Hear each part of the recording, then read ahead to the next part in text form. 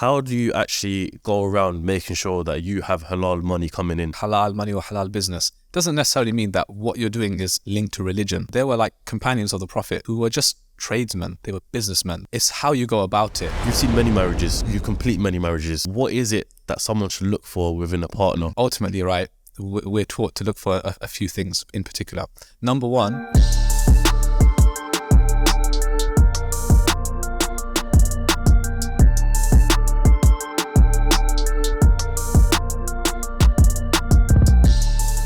What is going on, people? Welcome back to the CEOCAST, number one podcast to showcase in business and entrepreneurship. Now, although we showcase business and entrepreneurship, it is currently Ramadan, and I thought it would only be right to do a Ramadan special podcast. I am with my brother Shabbir Hassan from Nika Company and many other things, and Imam, and I thought it would be great to learn all about halal business, what we can do as a Muslim ummah to better other people, and everything, so much more, everything that you're involved in, and I think it will be a proper good Ramadan podcast, brother. So, Assalamu alaikum. wa alaikum salam wa rahmatullah. How are you doing? Alhamdulillah, very well, thank you. Thank you for having me on, and Thank you. even better that it's a blessed month of Ramadan. So It is indeed. great opportunity. And you know, I do want to say as well, I understand there will be a chunk of non-Muslims watching, but I think they will also be able to learn a lot from this podcast as well, because there's some Islamic teachings and laws that, you know, just generally betters people's lives. Yes, Which absolutely. is good. Yeah. But yeah, so like I mentioned in the beginning, Nika Company and Imam.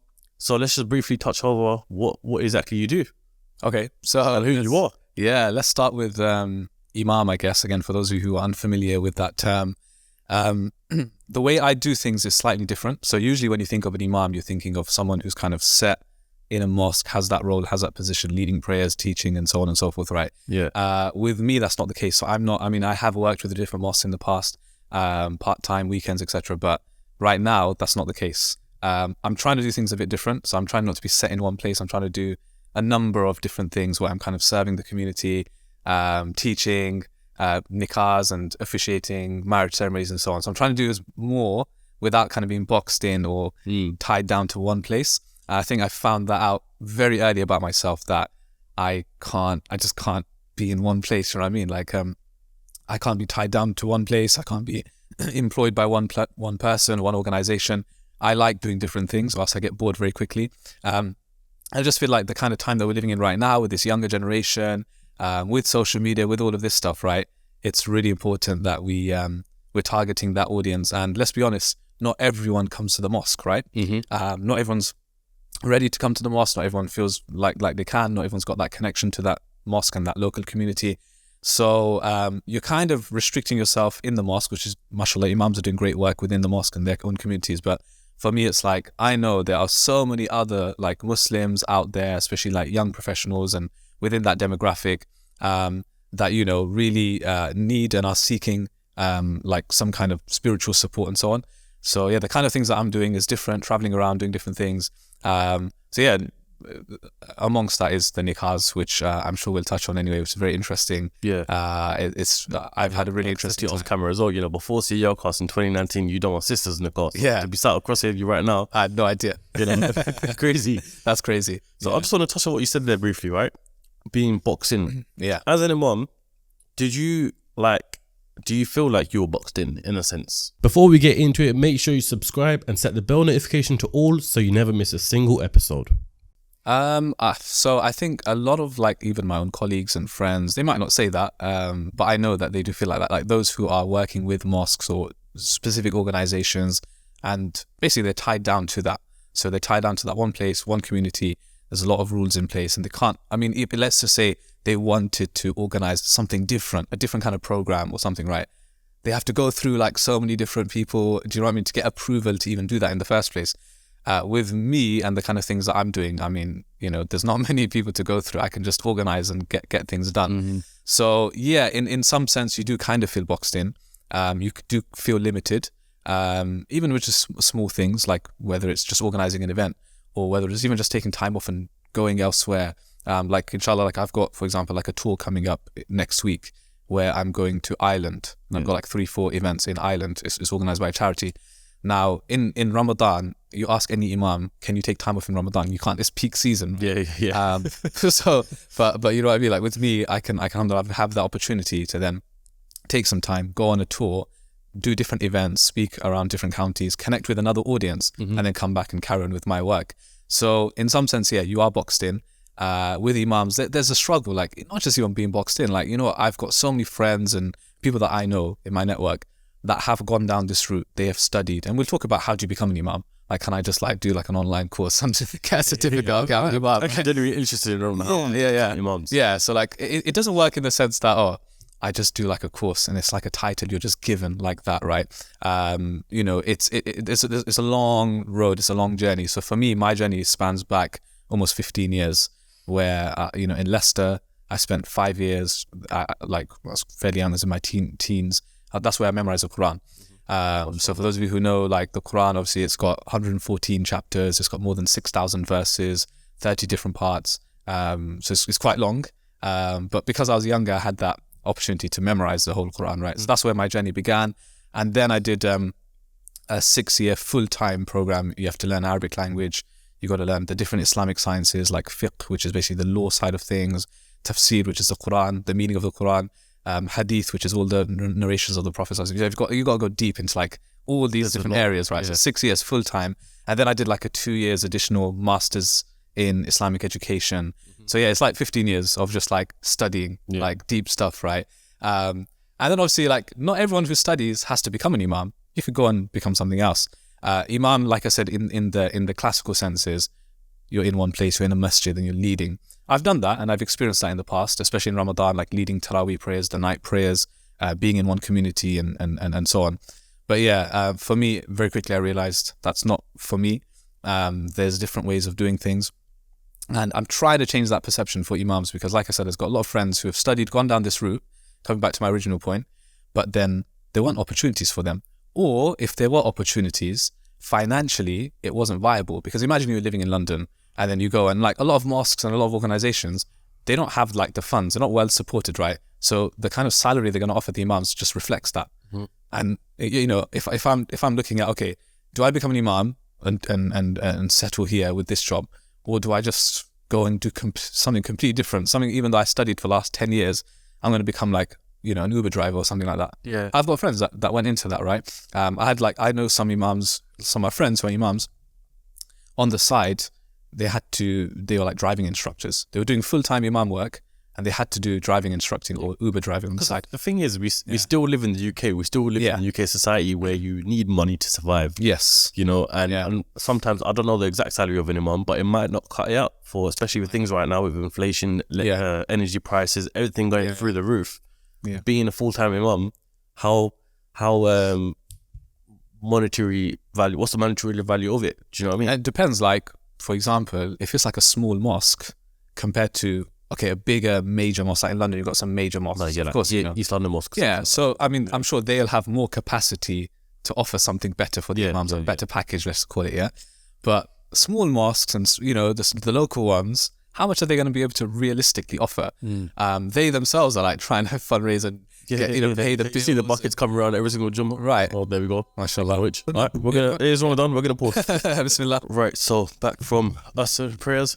I just wanted to touch on, and you were speaking as you're finishing off, right? You studied for 15 years. Yeah. Give or take 15 years. Yeah. And what actually kept you, you know, I don't want to make it sound bad, because, you know, I'm a Muslim, we should have Islam in our hearts naturally, right? But what actually kept you motivated? Because it could be hard for someone to stay motivated for 15 years, you know, in hopes to become an imam. What was it for you? I think it was a combination of things. Probably like family would be one. My father was always very much involved, in the sense that he'd always be keeping up with my progress, making sure that I'm not slipping, you know, very much like make sure from the academic point of view, you're on point. So it was family kept me motivated. It was the colleagues, the friend circle that you have, because ultimately, here's the thing, right? If I'm studying, but then my friends are doing something completely different, right? And I'm in their circle and I'm spending time with them, it's just not gonna, you know, that doesn't go together, because they're talking about something else, right? So as the friends I was studying with, we literally became like companions, in the sense that we would eat together, we would travel together, we would study together. So it was that, and I think it was just personally, like, it's, you know, when you want to achieve something, you know, for me, it was, like when I was younger, it was I want to memorize the Quran. I don't know why. It was just something in me. There's that desire. I want to memorize the Quran. And from what I've been told, like, obviously, as you know, that originally I'm from Devon, right? That's where I grew up, and that's where I was born and stuff. So apparently, like, I am the first person in like the history of Devon who's born there to become a hafiz of the Quran. Is it? Apparently, in that region. So that's what I've been told, because obviously I know who the first Muslim was. You know, he's very old now. So they've kept a track of these things, like, going back many years. So, but it wasn't that. It wasn't because I want to be known as like a hafiz or the first person. Something you found out after. It's something I just really want. Yeah, I found that out after, but it's something I really wanted to do. And then eventually it was, okay, now that I've memorized the Quran, I really want to know the meaning of it. Because, you know, when you memorize it, it's just like robot parrot mode almost. You're just like reading from beginning to end. I can read, I can lead prayers, I can recite it, but you have no idea, because Arabic is not my first language. Yeah. So I had no idea what it meant. So then my next goal was, I want to learn what the meaning of this is. But that's a much more difficult task than it was to memorize, because now you've got to learn a new language, and then you've got to go into because remember, the other thing is, right, just because you know Arabic, that doesn't mean you know the meaning of the Quran. This is a misconception. People think, oh, you're an Arab, you know Arabic, so therefore you must know what the meaning of the Quran. The Quran is not like any other Arabic. And within the Quran, there's a context behind the verses. So just because you can translate it doesn't mean you actually know what the Quran is trying to say, what the message is. And this is why nowadays Islam is under so much fire, because you can take a verse of the Quran and quote it and be like, oh, look, this is what Muslims believe. It seems like this like crazy, violent verse or something, right? But it's completely taken out of context. That's why not only do you have to learn the language and master the language, you've got to learn the context and the background and all of that. So that takes a long time. Would you be able to give me an example of that? Like, for example, something that you may have seen on social media of a Quran verse that had been taken out of context? So it depends how controversial you want to get, but let's talk about let's talk about the standard one, which is like the verses of violence. Yeah. There's verses of violence, right? So there's a lot of, like, for example, right wing, right? Those who really want to attack Islam, they use certain verses where, oh, look, it says that, there's one common one, which is, like God tells them, the believers in the Quran, do not befriend the Jews and the Christians. So some people pick out that verse and they're like, this is anti-Semitic. Or, oh, look, you know, Muslims, they just keep themselves to themselves. The Quran says to stay away from non-Muslims, right? Well, there's actually one which says literally, wherever you find them, kill them. فَاقْتُلُوهُمْ. Oh, look at that. So, but the funny thing is, I'm sitting here thinking, okay, even if you haven't studied Islam, right?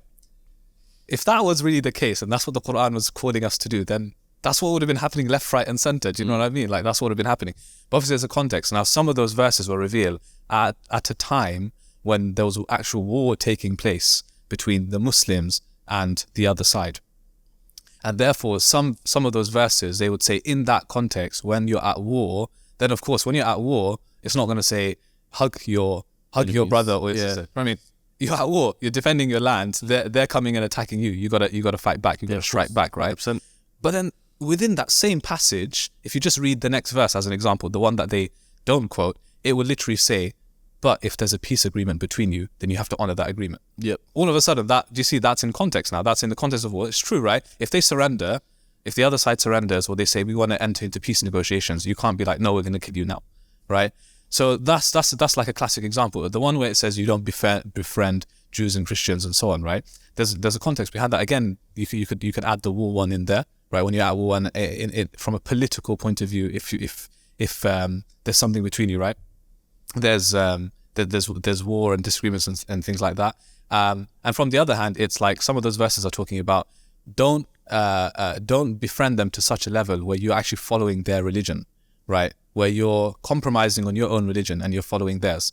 So when you put some of these verses into context, you're like, okay, that doesn't sound so bad, because every previous scripture, whether it's the Bible or other scriptures, right, they have the same kind of verses. Mm-hmm. Every previous scripture has that, right? So are you going to pick out and say, well, Christianity is a religion? But the difference is, the Quran hasn't been changed at all. Exactly. Over time, changed. Bible may have been changed. And the fact, like I mentioned that I memorized the Quran, right? There's millions of other people like me who have memorized the Quran. That's a means of preserving it. So even if someone did try to, change a few verses, you've got like literally millions of Muslims out there. Yeah. Like, well, I've memorized it word for word, letter for letter. You can't hold to. Yeah. Right. So it's pretty crazy. So yeah, that's just some examples of some verses. There's loads of other verses out there which you can, if you isolate and take out of context, it seems bad. Mm-hmm. It seems negative. It seems like Muslims are, being taught the wrong thing.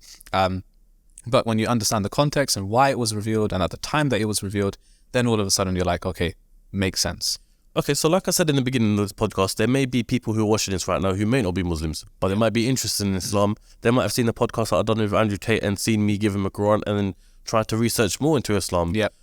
So it's slowly coming towards them. I've seen a video of a guy on TikTok recently who's been following the Ramadan with his friends, his Muslim friends, and he's relating and comparing things to what Christians believe, and he's now believed that Jesus is not the Son of God anymore. So he's now said that Islam is the prophet. Anyway, but the point being is the meaning of the Quran. How would you summarize it to people, someone who's watching this right now who may not be a Muslim?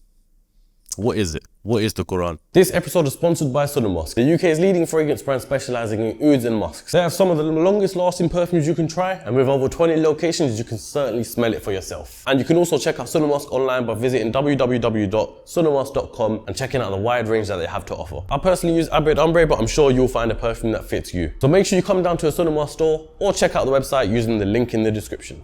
Yeah, so the Quran is, of course, we believe it to be divine revelation. What does divine mean? It means that it comes from God, right? So it's not the speech of man. It's not the speech that someone fabricated or came up with. Some people believe it was the speech of the Prophet Muhammad, peace be upon him. It wasn't. It was revealed to him. So he is the messenger that it was revealed to. But it's divine in its nature. It is, so that means it comes from God. It is a word of God.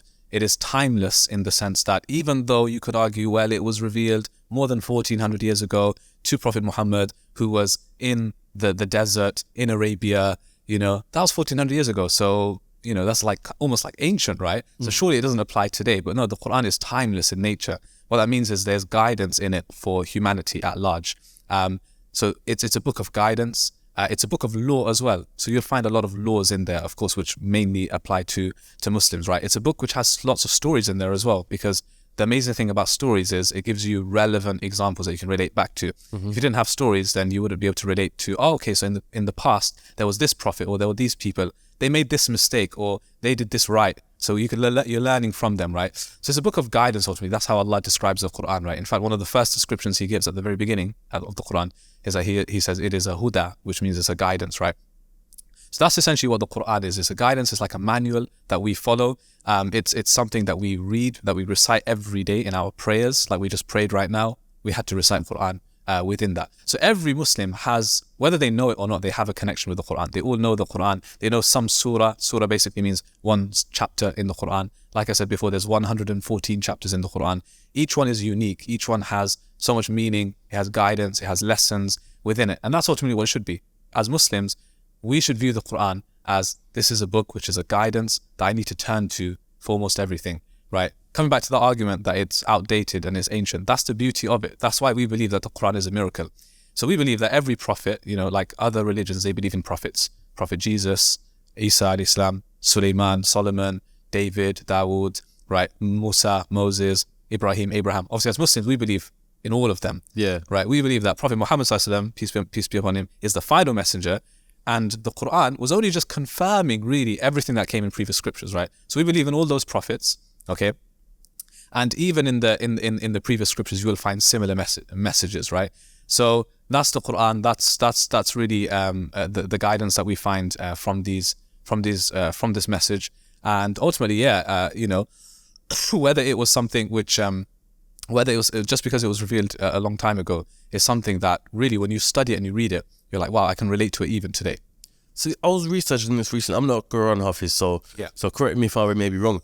I was researching this, right? And it said somewhere that the way the Quran is written, it's physically, humanly impossible to write it like that, because some of the verses, some of the surahs are almost symmetrical, from what I've heard. So tell me about that. So I've written a book on Surah Yusuf, yeah? Surah Yusuf is named after Joseph, right? Again, those who follow other religions like Christianity, they're familiar with Joseph as a character. So we believe that Joseph was a prophet. Surah Yusuf is one of the best surahs and stories in the Quran. So Surah Yusuf is one of the most beautiful stories in the Quran, right? So I wrote a book on it, but then when you study it further, you will find that within the surah, so in that surah, it's got 111 verses. Mm-hmm. If you look at the beginning of the surah, the chapter, and the end, and then you just work your way backwards, you're going to find this amazing symmetry. So I'll give you some quick examples. Might be getting a bit technical for some of the listeners, right? But I'll give a couple of examples. So, for example, at the beginning of the story, Prophet Yusuf, he sees a dream. Now, just, I'm not going to go into what the dream was, but at the end of the surah, that dream comes true, right? So he sees the reality of that dream. Okay, there's one point at the beginning where his brothers, they throw him into a well, basically, right? It's famously, they threw him into a well and they abandoned him. And then literally, like, if you just work your way backwards, in the same kind of symmetry, if you follow it, those same brothers, they confessed what they did wrong. So they came clean and they said, look, we made a mistake, etc. Right? If you just keep working your way backwards, right, there's one point where he goes to prison. And in the same symmetry, he comes out of prison. So basically, that story not only is an amazing story, and are there lots of lessons to take from it, but if you literally draw a line in the middle of that surah, and then just work your way backwards, you're going to find there's exact symmetry that takes place. That's one miracle of the Quran. There's a symmetry. There's the language of the Quran as well. So Arabic is a language which is pretty amazing because, again, like we said, the Quran hasn't changed. The Arabic language is unique because it has so much depth and richness in the meaning, right? So, for example, one word in Arabic, there might be another 15 words for it. Mm-hmm. Like in English, you might have one or two other words for it, synonyms as they call it, right? Yeah. But in Arabic, there are like 15, 20 different words just for friend. There's like 40 different words just for love, right? So you can imagine, like, when God chooses to picks one word out of potentially 15, 20 other words, right? There's a reason why he chose that particular word. It's pretty amazing, right? Cool. Like even at the beginning, the first chapter we know is Surah Fatiha, which is Alhamdulillahi Rabbil Alameen, which means all praise, hamd means praise, belongs to God, the Lord of the worlds, right? Now, he could have chosen any other word. Like there's other words for praise. Like have you heard of the word shukr? No. Shukr means like thanks. Actually, no, yeah. Praise, shukr, yeah. We use it in other languages. I'm assuming that's where the word shukran comes from. Then. Shukran, exactly. Yeah. Right, which means thanks or gratitude. So Allah could have said at that point, like instead of alhamdu, he could have said ashukru lillah. It kind of is the same thing, but it's not, because hamd, it means to thank, but it also means to praise at the same time.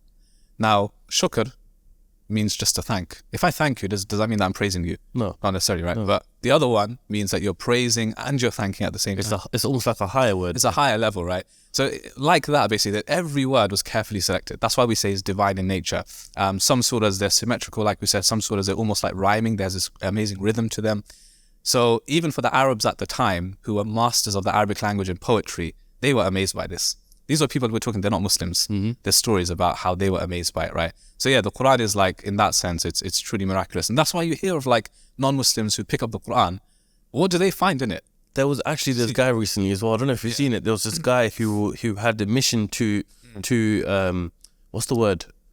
He was a white guy and he tried to detestify, if that's the word, the Quran. Right. He was on his mission to try and basically say, no, this is wrong. Find some holes or exactly. Find holes, find falsehood and all that sort of stuff in the Quran. And he was researching it. He was going to write a book about it. That's what it was. He was going to write the book about. Anyway, he reverted to Islam himself, and I thought that was crazy. A guy. And the crazy thing is that's because he gave the Quran a chance, even though it was for the wrong reason initially. But what did he do? He picked it up and he started reading it, which is what most people wouldn't ever think of doing, right? I mean, you come to conclusions, or you jump to conclusions about Islam and Muslims, and you say, you pick one or two verses out of context and this is what you believe in. But how many would actually take the time out to actually pick it up, sit, read it, and think, okay, what does the scripture actually say? There must be something. If there's like 2 billion people in the world following the scripture, there must be something to it. Come on. Mm-hmm. Like, you want to have a following of 2 billion, from thousands of years ago, right? So if you give the Quran a chance with an open heart, and this is why I always say, even to my students who are Muslim, when I'm teaching them the Quran, I say, listen, before you begin studying this chapter or this part of the Quran, just come into it with an open heart. Like, just tell yourself, I don't know anything. Even if you already know something, right? Yeah. So you know what? I'm just willing to just let the Quran guide me. I'm not going to guide the meaning of the Quran. I'm going to let it guide me. Go into it with an open heart, and you just never know. You just never know, right? And this is just a lesson for life in general. Like, you're never going to take one side of the story. You're always going to be, you're always going to be open. You're going to be unbiased, right? And you're going to try and think, okay, let me learn from the other side. So I think if people give it a chance and read it, I know it's long, but over time, you never know, right? You never know that someone's intentions, how it plays out. Yeah. And here's the actual question that we wanted to get to, right? Yeah. So the Quran, we understand it's a guidance now. how does it actually shape and benefit someone's life from following the Quran? That's a really good question. The amazing thing about the Quran is, I mean, I suppose we could talk about it, like your personal experience, our personal experiences, or just general. That's the thing. So I was going to say, like, the Quran is so amazing because you can look at it from a different lens, right? What I mean by that is, let's say you're into science, right? You open up the Quran and you're going to find scientific miracles in there. If you're a man or a woman who appreciates language, you're going to open up the Quran and you're going to find all the linguistic features and all of that in there, right? So I appreciate language a lot. So I relate to that kind of side a lot, right? If you're someone who's just going through a tough time in life and you just want some comfort, just generally you just want comfort, you're going to open up the Quran, you're going to find verses that comfort you, right? If you're someone who needs to be motivated, you're going to find motivation in there. So it depends on what lens you're looking at the Quran from. That's the amazing thing. That's why everyone has their own journey and experience with the Quran. So I can't say to you how the Quran can shape everyone. I can only give general kind of, a general message here. But it depends on how you approach it and what you're looking for. So for me personally, the way that the Quran would have really like shaped me is, like I said, the stories. There's so many stories in the Quran, right? And from reading those stories and seeing what, for example, many prophets went through, we think we've got it tough. And then you read about these stories and you're like, wow, these people had it really tough. I mean, like I gave the example of Prophet Joseph, right? He literally was thrown into a well by his own family, left there. He was taken to another country, taken to another land, Egypt, and he was thrown into prison. Like, he went through so much. I'm thinking, I've not been through a fraction of that, right? So you start to appreciate, wow, I mean, yeah, at the end of it, he had success and God gave him a high status. He was a prophet. You know, sometimes you think that just because I'm going through a tough time in life, God must hate me. You know, just because he's testing me, I've got health problems, financial problems, right? Mental health problems, right? That must mean God hates me because, he doesn't like me, so he's not giving me good stuff, right? In life. But then you look at these prophets and you're like, hold on a second. Does that mean God hated them as well? Yeah, they're supposed to be the best of people, the most beloved of people to God, right? But they went through way worse than what I'm going through. Yeah, I mean, I look at, like, I just come back from Umrah. Yeah. For people wondering why I got this bald head. But I've just come back from Umrah. And speaking of tests, I was researching, the Prophet Ibrahim, peace be upon him, and his story. Yeah. And the amount of times he got tested and the things he was tested with, leaving his family and being told to, sacrifice his wife and his son. Yes. Literally. That in itself is a test. And, we have financial problems. We have problems that... Such first world problems that it really is nothing compared to that. So whenever I feel like I'm being tested, you just got to look at the stories of the prophets and the way they were tested and people before us. It's crazy. And this is something we believe. We believe that God actually tests the ones that he loves. So if he loves someone, he's going to test them. You might think, why? Why would God do that? Isn't that quite cruel? Like, is it like a game or something? No, because what does a test do? It's supposed to anyway. Not everyone gets this outcome.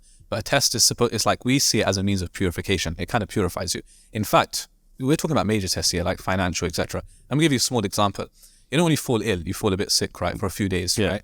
That is a test. We believe that's a test. That's our perspective on it, right? God's testing you. He's kind of shaking you up, like your health is fragile. It can go at any time. And even like right now, I've got a bit of a cough, I appreciate that because, I do a lot of talking. My job involves I'm officiating marriage ceremonies. I'm talking. I'm delivering lectures. I'm on this podcast right now. If I'm coughing and I lose my voice, I've kind of lost the ability to do the main kind of right. So that gives me a sense of appreciation. You know what? Just something as fragile as my voice, right? A bit of a cough that can affect my whole life, right? And we saw during COVID, right? What COVID did globally, that put us through a lot, right? And it puts things into perspective. That's why a lot of people during COVID, they actually came closer to spirituality and God.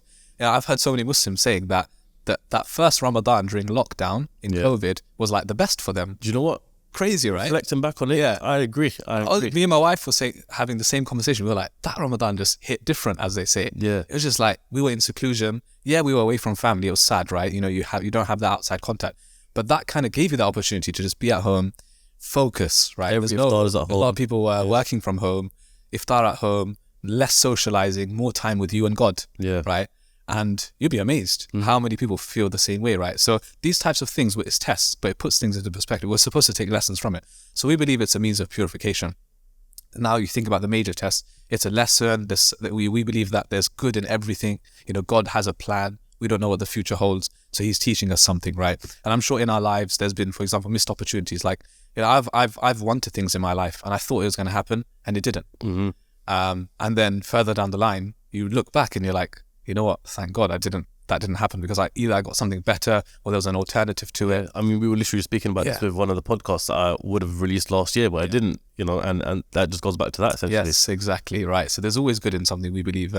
But you have to have that mindset as well. You have to try and remain optimistic. You have to have that, you know, this is what faith does. When you have faith in God, right? No matter what religion you follow, but as Muslims, we believe by you know, having that faith in Allah, in God, right?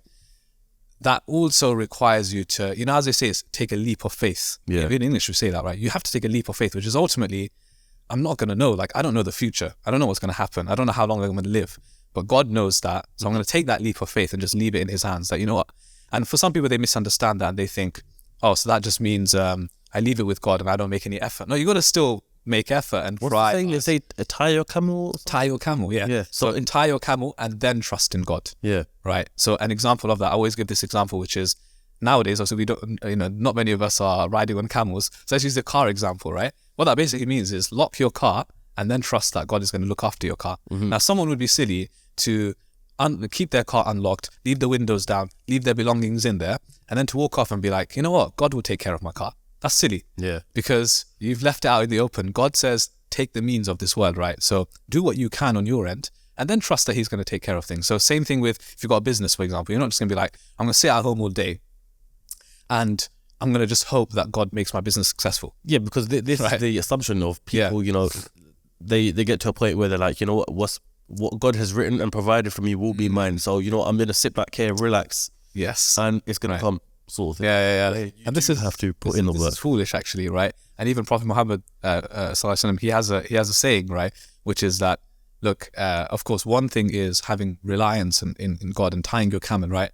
And there's this other, which is, he says, it's wishful thinking, where I'm just going to sit here and just hope that God's going to sort me out. You know, I'm not gonna work for anything. I'm just going to hope that I'm going to get a knock on the door tomorrow, and here you go. You've got what you asked for. It doesn't work though. You got to make the effort, and then you got to trust in God. So it goes both ways. Yeah, and you know, this is what I want to go into as well, right? So that's a beautiful thing, and hopefully, you know, non-Muslims. I do want to speak to non-Muslims as well, because there's a lot of them as well. Yeah. I think, you know, like I mentioned there, you know, given the Quran to Tate, and he eventually took his shahada. Yeah, I'm not gonna sit here and take responsibility for that being the reason, but the amount of messages, there's been a video that's gone viral on Instagram, right, of me giving, they say the story of Tate becoming a Muslim, and they see the video was there of me giving the Quran to him. But then the amount of times people send that to me and they're like, where can I get that Quran? How can I research more into Islam? And that's why I really wanted to do this podcast, right? Now what I want to go to now is, back in the day, we didn't have no social media, we didn't have no online things, we didn't have smartphones, we didn't have none of that. So the likelihood of maybe myself to a touch, probably more so you as well, is, you know, you're at home, you play with your friends, you go to the mosque, and that is it. You don't even have a phone, right? So it's kind of easier to teach people Islam in the mosque because they know that's where they're gonna go. Yes. The day and age we live in now, we have the toxic things of social media, where, you know, there's young guys, young boys on there, young girls as well, and they're so distracted by social media that they're not going to the mosque so much unless it's for Jummah on a Friday, which I'm not going to say I wasn't a victim of. I was the same as that as well. So being the Imam, do you think we live in a different day and age as we were, let's just say 20 years ago, to a point where people were just imams inside of the mosque, and now you have to be an imam outside of the mosque? And how do you find it in your position? Because your Instagram, your social media, you leave out and you convey a whole lot of messages as well. So, you know. Yeah. So, of course, as we know, social media is a blessing and a curse, right? It can be a curse based on some of the things you just mentioned there. It can be hugely distracting. But at the same time, it can be a blessing as well. And I just see it as a tool, you know. You've got a knife in front of you. You could use that for something really bad. Or you could use it to make some toast and spread butter on you. It's just a tool, right? So social media is just a tool for me. It depends on how you use it. But you're right. I mean, now, I genuinely do feel like, for example, because mashallah, the Muslim population has grown hugely since we were growing up, right? I mean, now you've got like millions and millions of Muslims in this country, diverse as well. You know, once upon a time, growing up in the community, it was just people that just look like you. Now you've got Muslims from all backgrounds, right? And you've got, you know, more mosques now, more things going on, and then you've got social media, all these things happening. So I genuinely feel like, you know, there's a need for imams to be able to connect And sometimes you could sit in a mosque and be like, why aren't people coming to the mosque? That could be one thing, right? Why aren't people coming to the mosque? You just get frustrated. You're trying your best to bring more people to the mosque. Or you, instead of waiting for them to come, you could go out and find, where are they? So I've got friends doing some beautiful work. I've got some friends who, for example, do a lot of work with young people who especially, spend a lot of time on the streets, right? So what do? They go out and find those kind of young people. They do things like youth clubs and, FIFA nights and things, right? And yeah, just come, let's chill, let's play FIFA together, okay? But you know what? Oh, it's time to pray. Let's pray as well, right? I see this on like some mosque Instagram pages where they say FIFA night or, Exactly. games night, Monopoly night, whatever the case. Girls, youth club, or whatever it might be, right? And you're bringing them. It's what you're doing. You're bridging that gap. So instead of saying, "Hey, why do you come into the mosque? Why are you not praying?" They're like, "I'm not interested." You need to create some kind of interest, right? You need to see how can you build a relationship with them and then bring them to the mosque. So for me, it's like, I know there's so many people out there, so many Muslims out there, young professionals, right? Young Muslims, okay, people working in the corporate world and so on. But they don't have an attachment to the mosque. Maybe they're just too busy. They've just never given it thought. So you need to create avenues and platforms to make it easier for them, right? So for example, with like nikahs as an example, let's use the marriage example, right? So once upon a time, when people used to get married, wanted to get married, a Muslim couple. Just explain briefly there as well. For people who don't understand or not Muslim, they don't know what a nikah is. Yeah. What is it? So a nikah is essentially the Muslim marriage or the Islamic marriage ceremony, right? So it's as simple as having some witnesses, your family, etc. There's someone who performs the ceremony for you. That's really all it is. So the same way in the UK, how we'd have a registry sort of thing. It's Islamic. It's just a religious side, right? So you could go to a church and do something similar with a priest, right? It's just a religious side of things. So that's what the nikah is, right? So once upon a time, if a Muslim wanted to get married, even in this country, you'd have to go to your local mosque, and the Imam there would have to do your nikah, right? Then what's happened over the last couple of decades is obviously, like I said, not everyone has a connection with a mosque now, right? Not everyone has a connection with an Imam. Like growing up, I remember my mosque, my community, my Imam. A lot of people don't have that now for various different reasons. So now people are looking for Imams to come to them and to conduct and officiate ceremonies, right? So that's where, I think coming up to almost 7 years ago now, that's when the inception of the Nika came in, right? Nika Company, which was a small team at that time it was just me, but now it's a small team of Imams who go out to different parts of the country and go to different venues, wherever you need it, whether it's a mosque or a venue or a house or whatever, right?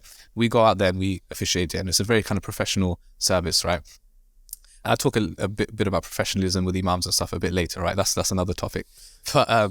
But yeah, and for us, it was for me, the vision was, right, we're waiting for people to come to the mosque. Let me go and make it easier for people, right? So I'm going and I'm attending hundreds of different wedding ceremonies and officiating ceremonies for them. And they really appreciate that, because they're like, had it not been for that, we found it really difficult to have an Imam who's English speaking, right? Because a lot of Imams, they're not speaking English. It's not their first language. But to have an Imam who grew up here that we can relate to, right? That's similar to us, studied here and everything, right? Has that level of knowledge, and then could do it in English and we can understand, right? Because I've heard horror stories, and this is one of the reasons why I started it, right? So it got to a stage where I was hearing so many stories of people getting married. They were like, the Imam who did my nikah, like, I didn't even understand what he said. He spoke in another language. Yeah. He said, okay, at just one point he just said, say accept. I was like, I don't know what I'm accepting, right? You don't know who I'm accepting. Or it was like, even if he did speak English, he gave like, normally it's customary that before the main nikah, you do like a small speech and a reminder, right? Yeah. And the stuff he was talking about things like, divorce, or he's talking about domestic violence. He's talking about like, he's lecturing us and like shouting at us, and he just put us off. You know what I mean? So I started hearing all these horror stories. I spoke to some of my teachers and they were like, you know what, you should start something. There's a gap there, start something where you can help people get married, do it the right way, relate to that kind of audience, right? Well, you married before that already? When I started it, I wasn't married. Okay. Yeah, I was, so like I said, this was going like 7 years, right? I was still studying at that time. So I was coming to the end of my studies. So even myself, I hadn't finished and all of that, right? But it was just a case of, having that support from my teachers, finding a gap and starting something. So like I said, it was literally just myself. And, it was funny how I started. Literally just one summer, sat down, created a website using like Wix or something like that, right? And just made whatever I could myself and just put it out there and just hoped that I could get something, right? I remember it's good you've done it yourself though, isn't it? Yeah, alhamdulillah, I got that experience, taught me that kind of being independent and teaching certain skills to yourself. I just started it. And then, yeah, just like one thing led to another. And then now, alhamdulillah, we're in a position where we've got a few imams under the team, and we're doing, I think up to this day, we've done more than 750 nikahs, like collectively. I think I've done more than 350 just myself. Just so the course of what, 7 years? You said? Yeah, just coming up to 7 years, right? That's crazy. So, working with that many couples, going to that many weddings, so many experiences. Some people, they're like, do you not get bored doing nikahs again and again? I'm like, trust me, 2 nikahs are not the same. Like, it could be a different culture. It could be one nikah could be in a mosque. The next day I'm in a nikah where there's 1,000 people in a venue. Every nikah is different. So it's very interesting from that. I've learned a lot. And within that, you get a lot of guidance for couples. Couples ask you for advice and things, right? So, couples down the line, they get back in touch again. They're having some issues, or they've had a kid and they're just sharing that news. It's really nice. So it's like having that relationship, right? So yeah, alhamdulillah, we're in that position. And actually just last year, we did 3 nikahs in Morocco. So like now destination weddings is becoming a big thing. And inshallah, I've got nikah coming up in Dubai. I might see you out there. Yeah, you go. In May after Ramadan. I'll see you there. Yeah, inshallah. So I've got nikah. It's not my nikah. It's not his nikah, yeah. And I've got one in Turkey coming up as well. That's okay. So like, there's like destination weddings is becoming a thing. And alhamdulillah, we're getting that kind of global recognition now. Can I ask, do you think this is a matter of you becoming more known on social media, or do you think it's because of the company becoming more known? It's the company. It's the service. Yeah? It's actually not me, which is surprising. I thought, it might be because of my social media, but it's actually not. A lot of people, they're just interested in the service. They're like, this is what we're looking for our nikah, which is great, because one of the visions I had is I wanted to change the perception of nikah, because weddings, right? Mm-hmm. It is another topic when it comes to finance and stuff, right? But weddings is just all about the display, right? Yeah. Venue, the car, Yeah. DJ, the hiring this, hiring that, cake, the dress, outfit, ring, right? People watching and listening. I mean, Pakistanis. Everyone I know has spent minimum 30K on their wedding, probably. That's decent, to be fair. Decent. Yeah. What's the most you've seen? Oh, the most I've seen about at least 100K. Seriously? Yeah. That's so much money to spend on one day, man. Too much, right? So much money to spend on one day. But then what was happening was a lot of people were focused on all of this stuff, that when it came to the nikah and the imam and who's going to do the nikah, like the main thing, right? The religious part of it, I don't really care. Like whoever, I'll just somehow get it done, brush over it. But everything else is my priority. So one thing I really wanted to do 7 years ago was my vision was, right, I want to make sure that people start prioritizing their nikah, and that becomes the focal point of the day. Everything else is secondary. Alhamdulillah, I'm seeing that more, where people are like really focused, like, you know what, the nikah needs to be perfect. I need to get that right. And then everything else, whatever. So, so weddings and finances there is another interesting topic, maybe for another day. Yeah. Coming back to what we were talking about, right? Accessibility for like the communities and the young people out there now. That's just one example where I'm just sharing, where the imams go out and they're doing their thing, and I feel like now a lot of people are doing kind of similar things now. We had a thing a couple of years ago where literally someone like there was another company that came up and they literally copy and pasted our website, our everything, right? Even the name was similar. We had a lot of run-in with them. But one of my friends reminded, at that point, you get frustrated, right? Because you've worked so hard for something. Yeah, and someone just takes it. Yeah. Now to the end, like literally right now, there's so many podcasts that have come up under the CEO name. Yeah. And I don't get annoyed, because you do what you like. Yeah, but when some people are just not original, as you said, copy and paste. That's the annoying thing about it. Yeah. And for me, it's more frustrating because it's a religious thing. Yeah. And that means there's people that are, who are religious, similar kind of background, and they're doing it. I'm like, I expect better from you, you know what I mean? Because it's a religious thing, right?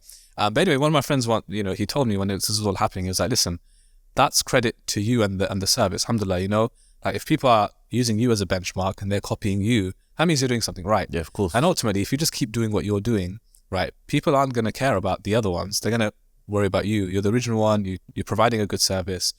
People can't replicate that. So I said, you know what, you're right. And ultimately, as we believe, risk or provision is in God's hands. So, if someone makes something out of this, doing something similar, that's I can't do much except for just keep doing what I'm doing. I can't control what they're doing as well.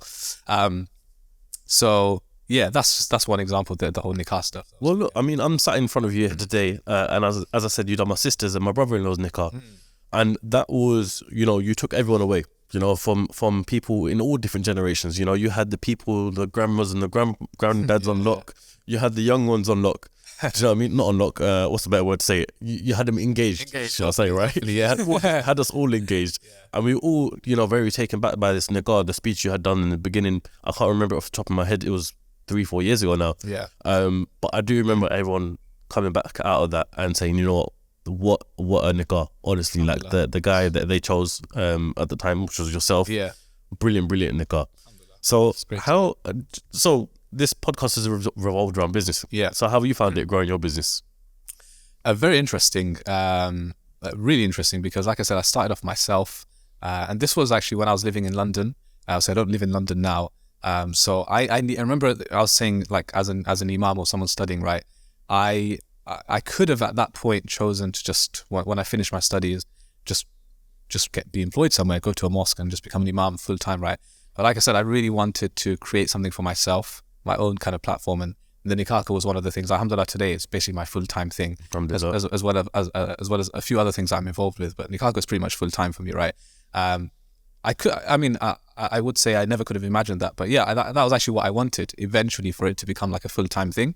And yeah, so for me, the challenge was, right, growing up in London, it was like almost self-funded, because you're paying for your fees, you're paying for your rent, you're paying for all of these things. One thing that, like, I never wanted to do, in fact, one of the reasons why I didn't go to university in the end was because of the whole, like, student loans and interest. And so I wanted to stay away from that. And even, like, living 7 years in London, my family lived somewhere, in Devon. It was like everything was self-funded, right? So it was a case where I never wanted to take out loans or student finance or anything. I just wanted to be independent in that sense, from a religious point of view as well, be clear in that sense, right? No debts or interest involved. And the Nika was a way of, like, having something on the side. Initially, it was just going to be on the side, and it was just me taking on a few bookings here and there. But very quickly, what you realize is that's the beauty of social media, number one, and then word of mouth, right? One person, you go to their wedding and they see you do the Nika speech, and then straight after, like, guess what? I'm getting married soon. Yeah. Can you do my Nika? And it's just that kind of snowball effect. But it's so many lessons along the way, because when you start something yourself, especially, it's getting into different territory here, right? But especially when it's linked to religion, or in for us, it's the Muslim scene, right? And within the Muslim community, it gets a bit challenging for different reasons, right? I'll give you one example, which is there's this almost like this stigma where, like, someone who's religious, or if you're an Imam or something, right, that you can't be making money, right? There's this almost like the stigma, like, you don't talk about money, you're not supposed to be making money, because the assumption is you're an Imam, you should just focus on religion. Yeah, just be humble. I think, it's because the typical, imagination of an Imam is you're just in the mosque 24/7. Yeah, that's you don't have a life outside the mosque. That's it, right? Yeah, which is very much different, because you have your own family. Like, alhamdulillah, I've got a wife, I've got my own daughter. Alhamdulillah. I'm blessed to have my own family. Now, if I was stuck somewhere 24/7, how am I going to spend time with my family? And unfortunately, a lot of Imams, they don't have that choice. Like I said, they kind of box in. So, the requirement is you've got to be here for most of the prayers. You've got this amount of hours. And typically, right, an Imam is not just someone you might think is leading prayers. Like, that same Imam is also teaching, delivering lectures, counseling, officiating Nikah ceremonies. They've got like 10 jobs in one. The amount of stuff they're doing, right, it is really, like, draining, right? So coming back to me, like, with the Nikah business, the service I've been growing, right, the kind of thing is, within the Muslim community, is like, oh, well, you're an Imam, like I said, right, should you be involved in business? There's this video going around, by the way, just on a side note. Yeah, go on.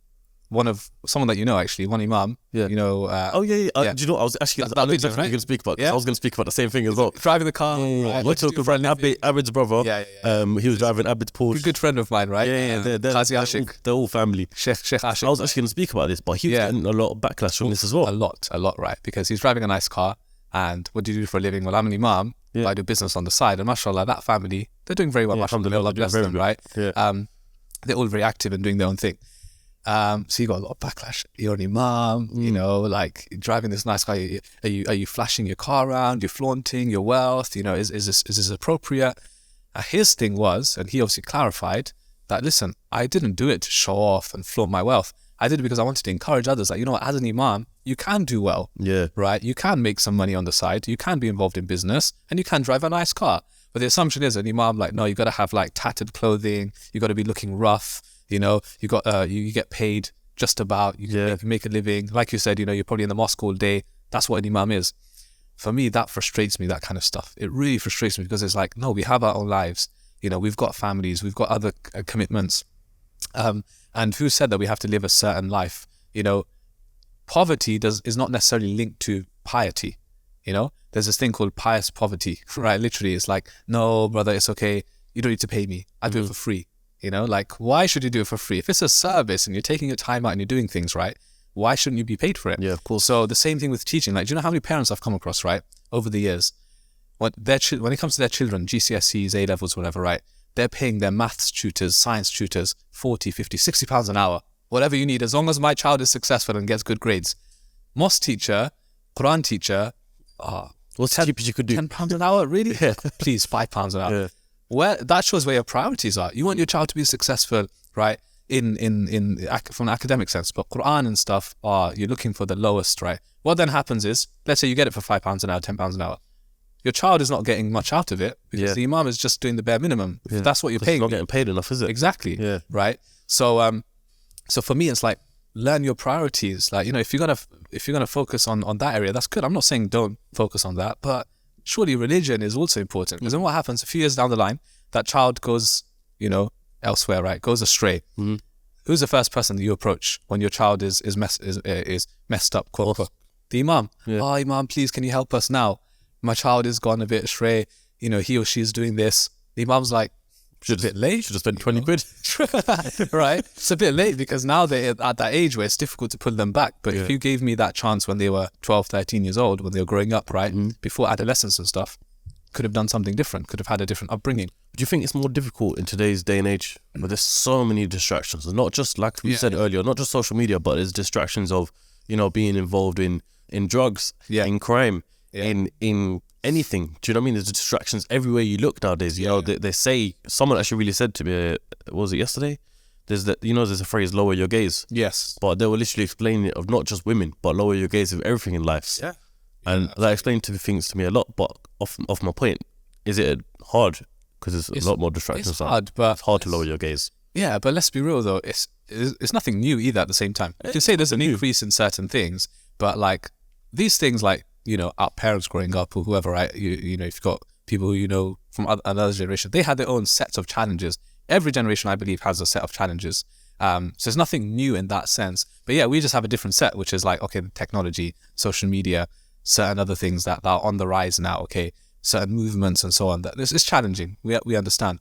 But this is why I'm saying that if we focus more on the quality of like imams and you know, mosques and these organizations, right? If the quality is there, then naturally they're going to do a much better job. But if you're not interested and you're not even, you know, you're not interested financially paying for it, you're not interested in, investing in these areas, then it's just going to remain at a low standard. So it's just going to be a vicious cycle, if that makes sense.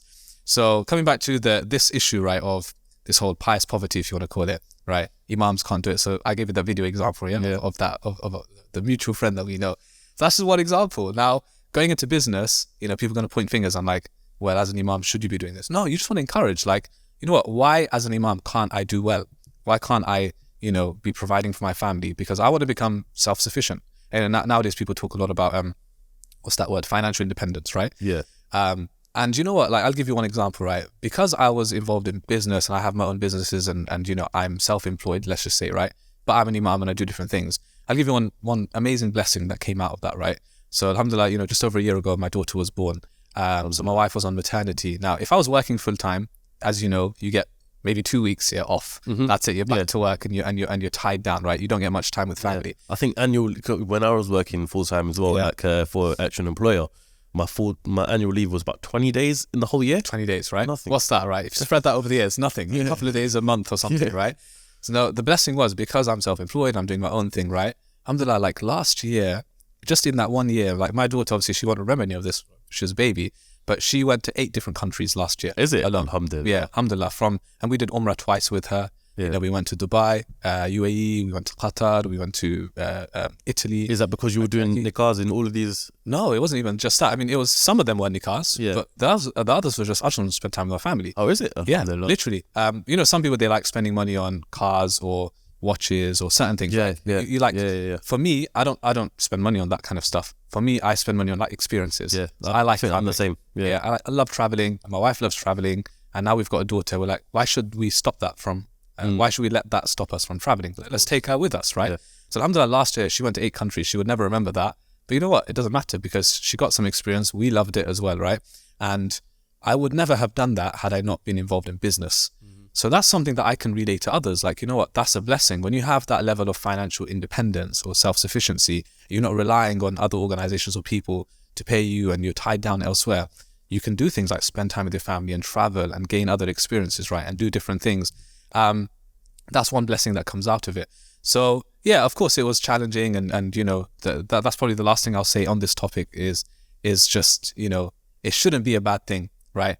Of course, there's rules in place. So if that money, for example, is taking you away from God, right? If you're just, you know, as they say, that you're overcome by the dunya, right? The dunya is just, you're preoccupied by the dunya. That's all you think about. You're never giving time to your religion. You're not praying. Then of course it's a bad thing, right? If that money, for example, you're earning it in an unlawful way, you're involved in the wrong things, you're cheating people, you're deceiving people, and that's how you're making money. Of course, that's wrong, right?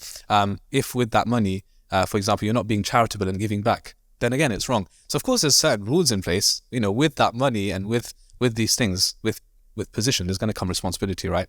But if you're doing everything and you're following the rules, right, then actually it can be a great thing. It can be very fulfilling. Yeah. Well, this is what I want to speak about. I want to speak about marriage in a second, but the last thing, just touching on that, you know, everyone always asks me, we have the podcast, I built a Muslim following. I get a lot of people asking me, Raheem, look, we want to start businesses. Yeah.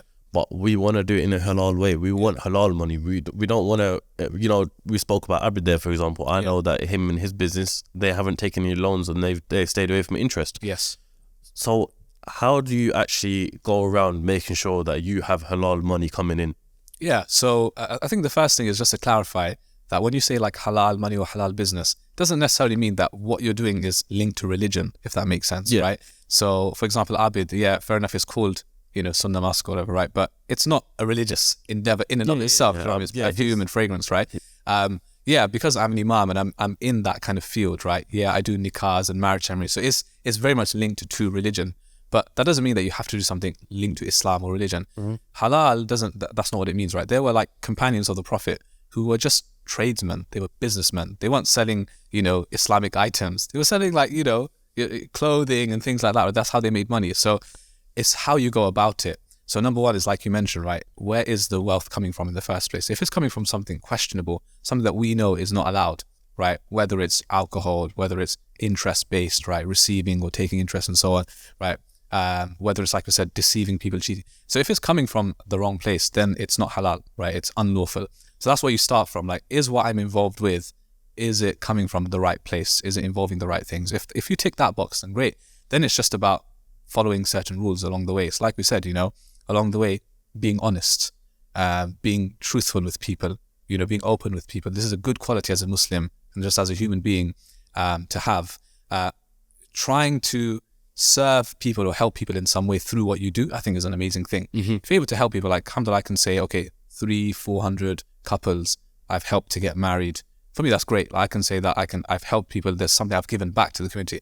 So if through what you do, your business, if you can help people, you know, and most of the time service-based business, that's what it does, right? It helps people to achieve something. Again, it doesn't have to be like something charitable. As long as it helps someone, makes their life easier, then your intention is key, as we say, right? As Muslims, intention behind everything. So not just behind prayer and fasting in Ramadan, but if you have the right intention, like I remember one scholar once said, right, that every night before he goes to sleep, he makes an intention before he sleeps. Most of us don't have an intention for sleeping. We're just like, I'm tired, straight to knock it out, right? That's it. Put your head on the pillow. And that's it. You're out. His intention was, before he slept, was, it's like this conscious intention to God. He would say, the reason why I'm sleeping is because I want to gain enough energy to wake up in the morning and to pray more and to serve my family more and etc. He used to make that intention. So he goes that by making that one good intention for sleeping, if I now sleep for 7-8 hours, as Muslims, we believe, with the right intention, you get rewarded. So I get reward for sleeping, which is pretty amazing, right? Like we just think sleep is like this dead time, that you're not getting reward, you're not losing anything, right? But he's getting reward for that because his intention was right. And then he's waking up, and if he's completing his prayers, he's getting extra reward, right? You're getting reward. Exactly. So like, for example, if I'm going into business, what is my intention? Is it, okay, I could say, I want to help people achieve this. That's a good intention. I want to serve my family. I want to financially provide for my family. I want to make sure that I can spend more time with my family because through this business, like I said, right, I don't need to be tied down elsewhere. Now that I have these intentions, I'm actually getting reward for doing business. Even if it's not a religious thing, I'm getting rewarded for it. And what does that attract? We believe it attracts something called Barakah. Probably heard of this word Barakah, which is what we believe to be blessings. When God blesses your wealth, right? Even if you have a little amount of wealth, right? Do you know what I found? I found that it lasts so much longer. Lasts so much. Yeah. Right. I'll give you an example. Ramadan, right? We've been fasting all day. So we have the right intention. We know why we're fasting. Now, you know when it comes to iftar time, breaking your fast, obviously all day you're thinking, I want to eat so much food. What happens when you have a few bites at iftar time? Full up straight away. Yeah. Why is that? Because God placed blessings in your food. Because you did it for the right reasons. You stayed away from food all day. So in that small amount of food, He's given enough for like a whole meal. Now you walk away satisfied, like, I don't need to eat much more. Yeah. We want that in every aspect of our lives. Imagine if we had that in time. We're all complaining, right? I don't have much time. But imagine if God puts barakah in our time. 1 hour will feel like, wow, I got so much done in that 1 hour. Sometimes you felt that, right? Like, we call it productivity. Like in 1 hour, I got through so much work. I wouldn't have done that the whole day normally. I mean, I'm just looking at this podcast, for example. This podcast has only been an hour. Yeah, I feel like we've spoken about so much. Yeah. I feel like I could speak about so much more with you. Yeah. It's almost like there's barakah in this timing. Alhamdulillah. I hope so. So these are the things that we're aiming for. Last thing would be, if you can attract that barakah, those blessings, then those are really the steps. If you can achieve that, doesn't matter how much money at the end of it you make. That's a number, that's a figure. If you make a lot, alhamdulillah, that's great. If you don't make much, you just keep working and you try, right? And you can try different things. And that's the beauty of it. If one thing doesn't work, you can just try something else. The amount of, I'm sure, problems and mistakes you've made and, difficulties that you've found, and you're just like, okay, I'm not going to do this. I'm going to try something else. You just try something new and you get advice from people. So that's it really. That's how I felt like. That's the way I've gone about things. I've always consulted with others. I've always been on board to taking more advice and feedback from others, improving the things that I'm doing. And the other thing is, last thing I'd say is, I've never put all my eggs in one basket. So I've never just relied on the nikah side of things.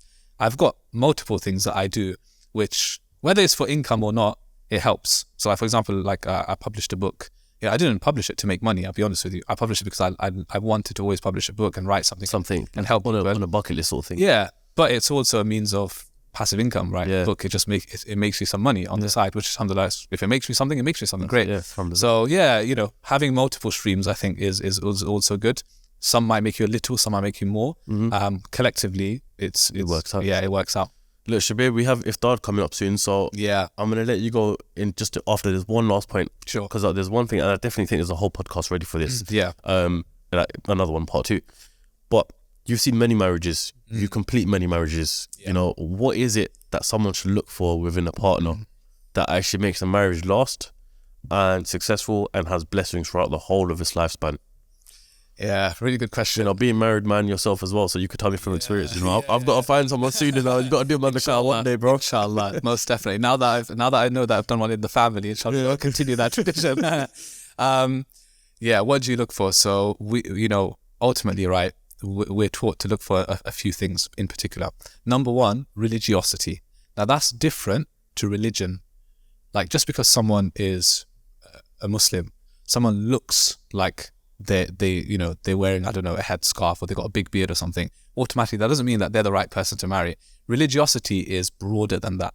It doesn't just mean the way someone looks or just because they're Muslim by name, right? Religiosity, like character, falls under that. Like, you know how many couples I've spoken to, they made a mistake of, they thought that, just because my husband looks a certain way, or he said he's a Muslim, or he said he prays or something, that's it, that was enough to marry him. Yeah, he's great. But then I realized that his character, he doesn't know how to speak. He doesn't know how to communicate, right? He doesn't have that, as they say, adab and akhlaq, like good character, morals and stuff. Yeah, doesn't carry himself in that way, and that's affecting our marriage, right?